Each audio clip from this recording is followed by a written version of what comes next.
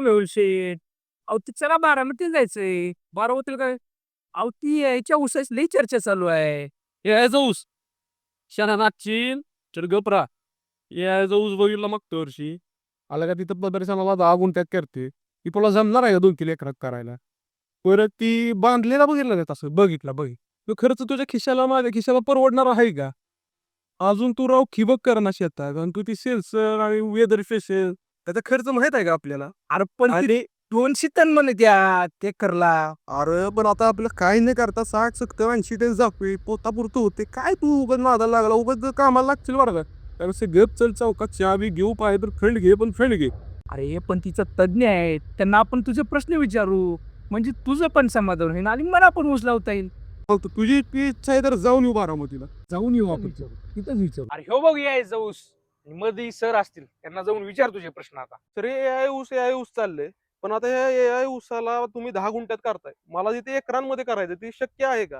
हो, नक्कीच शक्य आहे. आज आपण पाहतोय की महाराष्ट्रात साधारणतः 6,000 शेतकरी आणि त्यांचं एकरेज जर पाहिलं किंवा त्यांनी किती एकरावरती केले तर साधारणतः 16,000 एकरावरती आपलं प्रात्यक्षिक आता उभं आहे. चालू आहे. चालू आहे.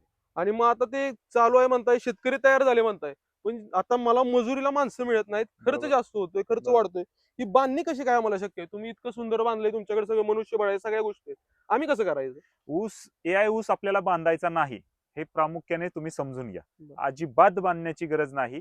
हे फक्त शेतकरी बांधवांना प्रात्यक्षिक प्लॉट पाहता यावा यासाठीच याची बांधणी झालेली आहे. मग आता ह्याचं एकरी आपण म्हणतोय 200 टनापर्यंत जाईल. मग खर्च पण तसा वाढेल.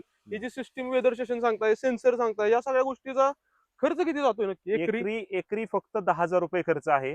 खर्च आपण हब आणि स्पोक म्हणजे क्लस्टर तयार करतोय 25 शेतकऱ्यांचं आणि त्याच्यामुळे जो लाखातला जो खर्च होता तो अगदी आपण 25,000 हेक्टरी म्हणजे 2.5 एकरसाठी 25,000 आणि एका एकरासाठी फक्त 10,000 रुपये खर्च. हा एवढाच खर्च शेतकरी बांधवांना येणार आहे ह्या सिस्टीमसाठी. जे महत्वाचे गेल्या वर्षीचे आपले प्रश्न होते की एवढ्या कमी क्षेत्रामध्ये आणि खर्च किती येणार आहे ते आता मी तुम्हाला सरांकडून सांगितलेले आहेत. पण जर तुम्हाला स्वतःला बघायचं असेल एआय मधली क्रांती, आता सर्व क्षेत्रात एआयची क्रांती होती. शेतीमध्ये तुम्ही कितीही नाही म्हणलात तरी शेतीमध्ये एआय येणार आहे. भविष्यामध्ये आपल्याला त्याच्यासोबतच काम करावं लागणार आहे. त्यामुळे फक्त विरोध न करता स्वतः समजून घ्या. जे काही शंका असतील अजून विचारा, इतरही तज्ञ आहेत त्यांच्याकडून माहिती घ्या. आणि हे सर्व पाहण्यासाठी कृषिक 2026 जे की 17 ते 24 जानेवारी होते तिथे आवर्जून भेट द्या आणि याची माहिती घ्या.